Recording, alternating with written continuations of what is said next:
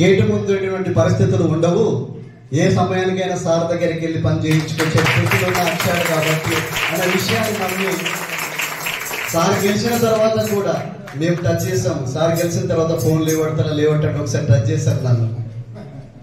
చాలా మనం అందరం కూర్చొని మాట్లాడేటప్పుడు టచ్ ఒకసారి ఫోన్ చేయి లేవడతాను, ఇంతకు ముందు లేవట్టాడు కదా ఇప్పుడు లేవడతాం లేదని చెప్పేస్తే మళ్ళీ ఏం చేశారు. అప్పుడు సారు అక్కడ ఉన్నప్పుడు ఫోన్ చేస్తే సార్ లేవంటే రాజు ఎక్కడ ఉన్నా ఓకే మీరు కలుస్తుంటే రండి పొద్దున 11 గంటలకన్నా. మాకు ట్రాఫిక్ లో లేట్ అయిపోయి సార్ను మేము గ్రౌండ్ లో కలిసి వచ్చిన పరిస్థితి ఏర్పడింది. అయినా సార్ను బట్టి మేము అందరం కూడా ఒకసారి గర్విస్తున్నాం. ఎందుకంటే ఈ ప్రాంతం అంతా మరొకసారి డెవలప్మెంట్ కావడానికి కొరకు ఎలాంటి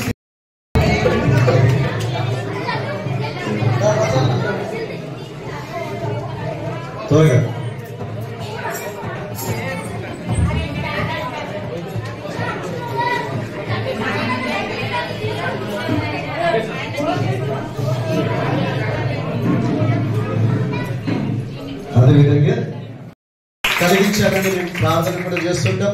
అదేవిధంగా మేము కోరుకున్నది ఏంటంటే ప్రతి ఒక్కరం కూడా దైవ గ్రంథంలో ఒక మాట రాయబడి ఉంది. యేసుక్రీస్తు గారు ఈ భూమి మీద ఉన్నప్పుడు ఒక్క నిమిషం మాత్రమే చెడ్డవారి పైనను వర్షంను సూర్యుడిని కురిపిస్తున్నటువంటి కన్న తండ్రి.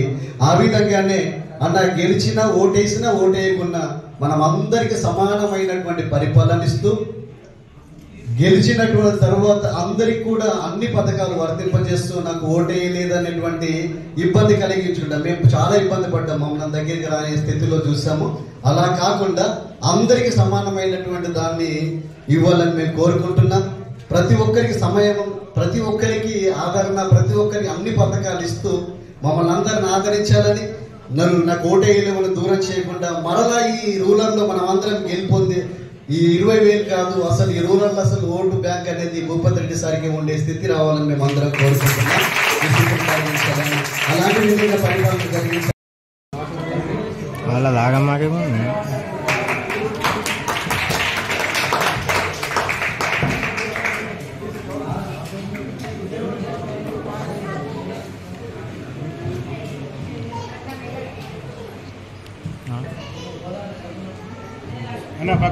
అన్న సైడ్ అన్న అవన్నీ బాటిల్ పెట్ట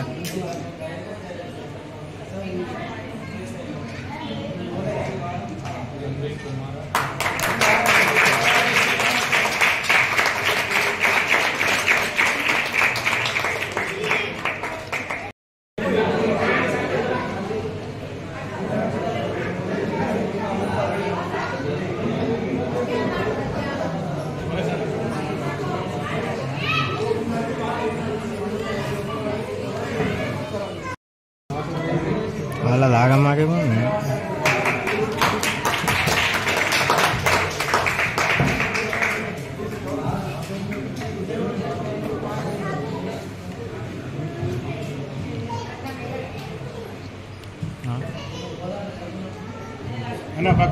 అన్న సైడ్ అన్న అవన్నీ బాటిల్ పెట్ట